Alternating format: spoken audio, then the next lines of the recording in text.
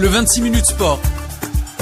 Score, Résultats, analyse, interview, Afrique, monde. l'information au centre de l'événement. Un rendez-vous hebdomadaire. Pour développer l'actualité sportive africaine. 26 minutes sport. 26 minutes sport. Le sport dans tous ses états. Sur Ifriqiya FM. Sur Ifriqiya FM. Salutations l'Afrique, Salama Nagadef Mboy, Mboto Ayoun, Djaraman, à tous les auditeurs de Ifriqiya FM, les auditeurs qui nous suivent partout dans les villes et la capitale africaine, de Niamey à Bujumbura, de Bamako à Kidal, à Brazzaville, à Kinshasa, à Saint-Pedro, dans toutes les villes africaines. On sait qu'on est écouté, on sait qu'on est aimé aussi. Et je vous dis, moi aussi, et toute l'équipe de Ifriqiya FM, on vous aime et continue vos likes, mais aussi vos actions et réactions avec le téléchargement de notre application disponible sur toutes les plateformes, mais aussi suivez-nous sur les réseaux sociaux. On est là pour vous servir de l'actualité africaine, faite par des Africains, pour les Africains. Au menu de notre émission, les 13e Jeux africains qui se sont terminés avant-hier samedi à Accra, la capitale ghanéenne. On reviendra aussi sur les matchs internationaux que nos équipes ont disputés cette semaine via soit des matchs directs, soit via les tournois que la FIFA a organisés à Alger, au Caire et dans beaucoup de capitales africaines.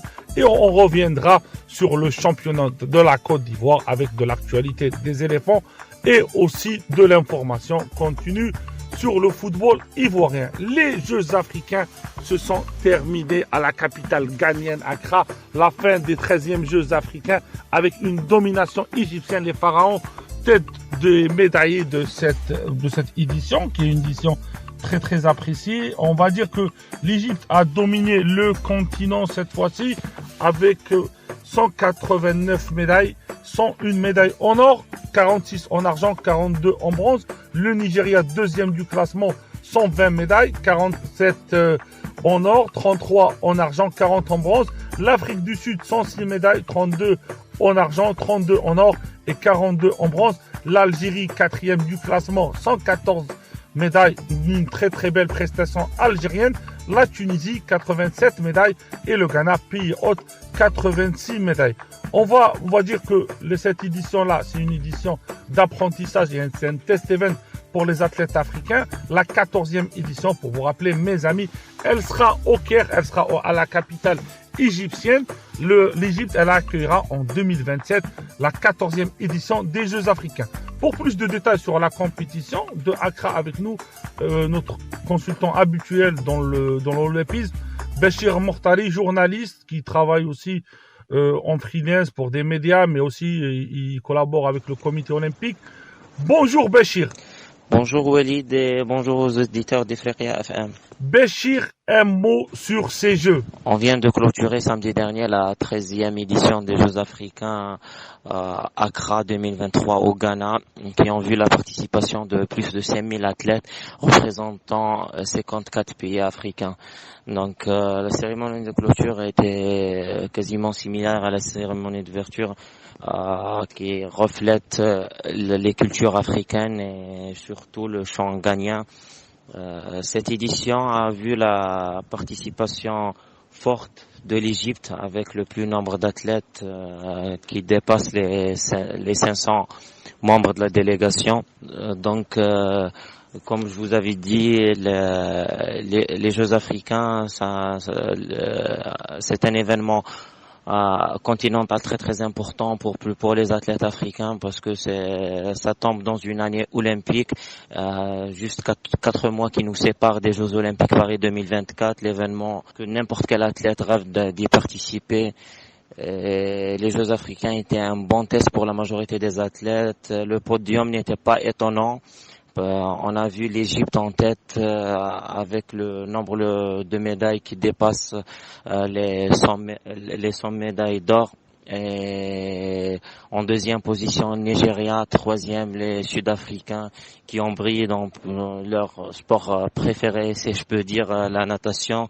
Et en quatrième position, l'Algérie et en cinquième position, les Tunisiens.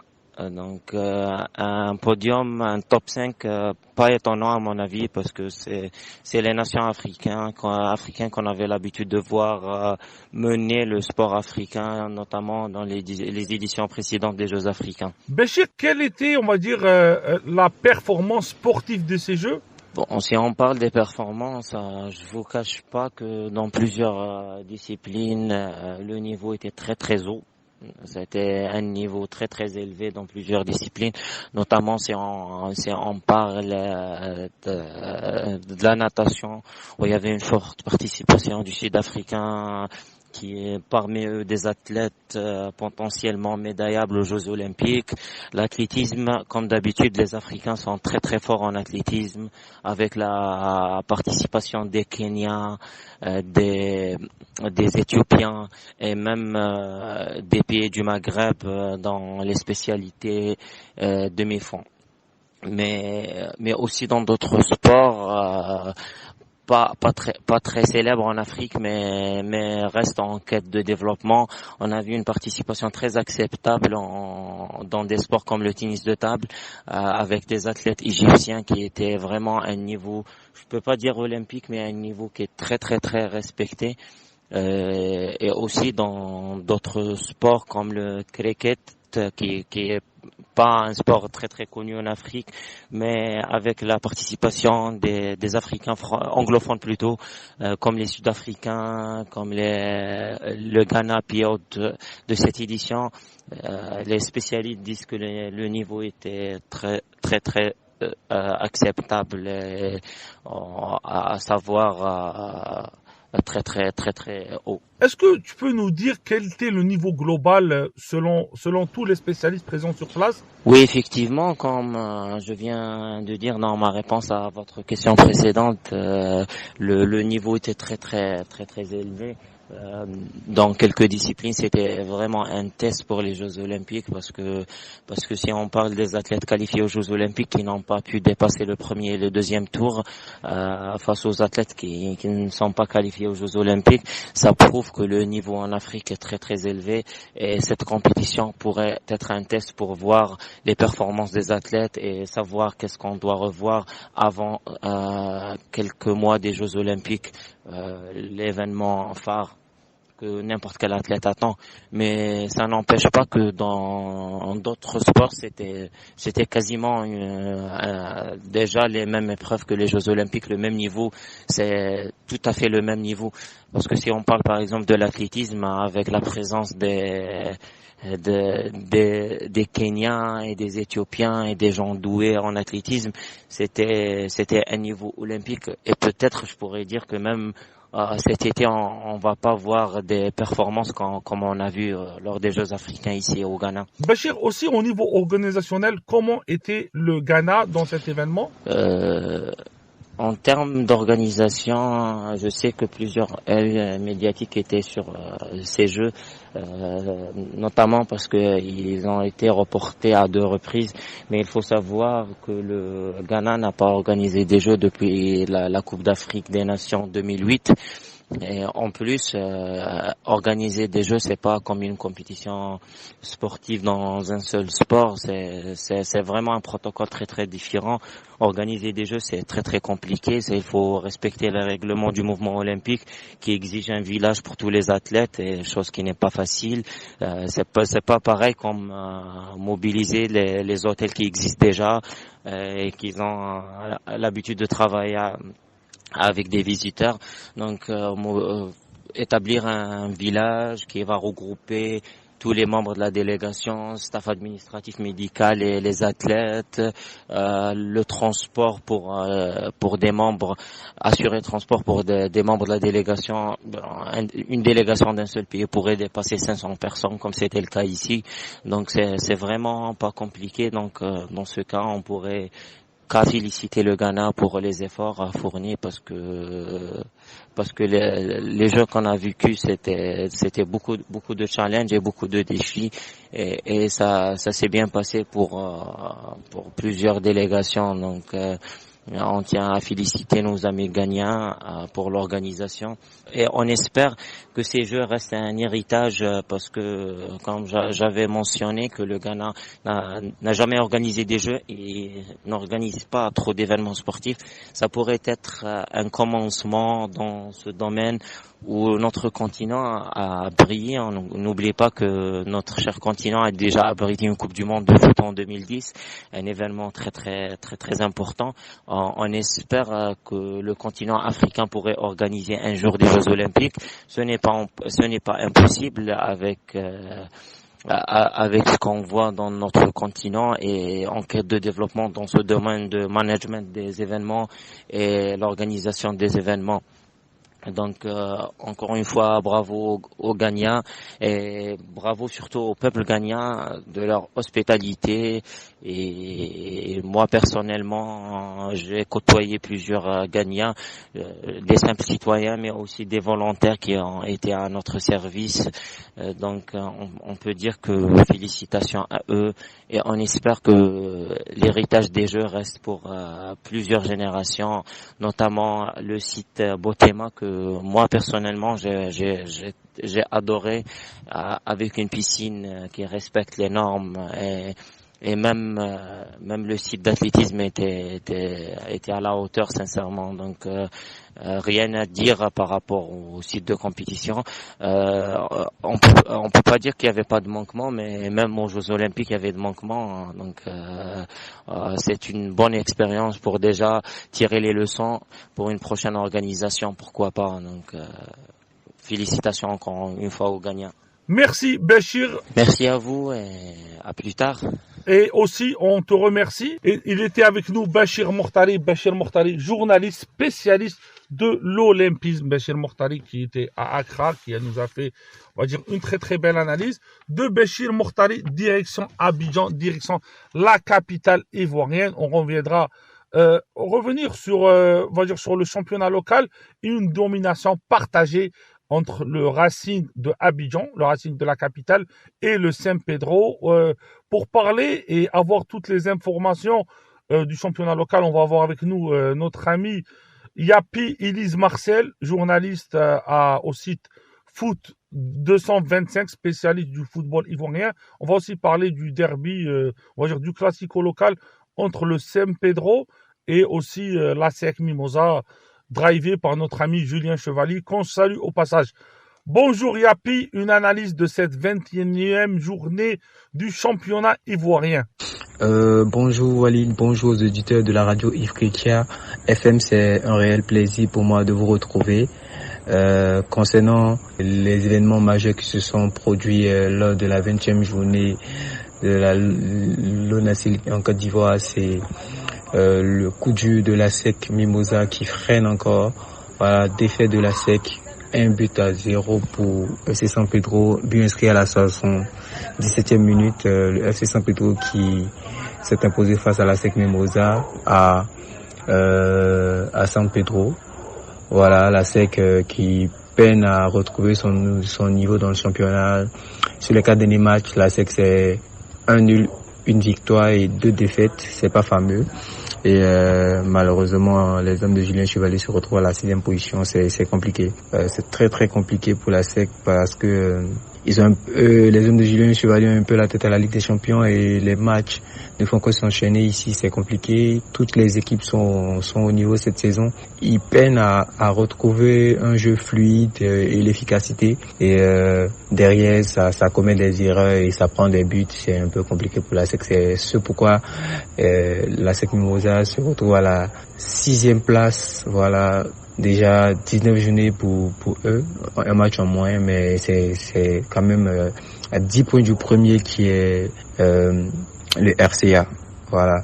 Bon, la sélection aussi, c'était bien le samedi passé contre le Bénin, mais malheureusement les éléphants ont été tenus en échec 1-1 et c'est un peu compliqué. Mais on espère qu'aujourd'hui, lundi, face à l'Uruguay, tout se passera mieux. Yapi, on a constaté que la Côte d'Ivoire a fait une grosse prestation contre l'équipe de France chez les U23 Un mot sur cela. Les éléphants U23 face à la France ont produit un excellent match, malheureusement entaché par des erreurs défensives du gardien et de la déconcentration de la défense sur des actions assez anodines. On prend des buts de déconcentration qui font vraiment mal parce que on était plutôt bien dans le match, on avait de la fluidité, on avait de l'intensité, on avait aussi de l'efficacité devant sur les actions qu'on a pu avoir. C'est vrai qu'on en a manqué quelques-unes, mais on a été plus dangereux que les Français. Ils ont été plus réalistes et malheureusement on se fait punir par un joueur d'origine ivoirienne, Désiré Doué, dont le grand frère Guéladoué a rejoint les A maintenant de Côte d'Ivoire. C'est un peu notre péché mignon chez les A comme chez les jeunes de prendre des buts sur des erreurs, voilà. Mais on espère que tout sera corrigé et qu'ils vont prendre conscience et commettre tout ça avant d'arriver en sélection A. Yapi, et au niveau des A tenants du titre africain, quelles ont été les nouvelles cette semaine?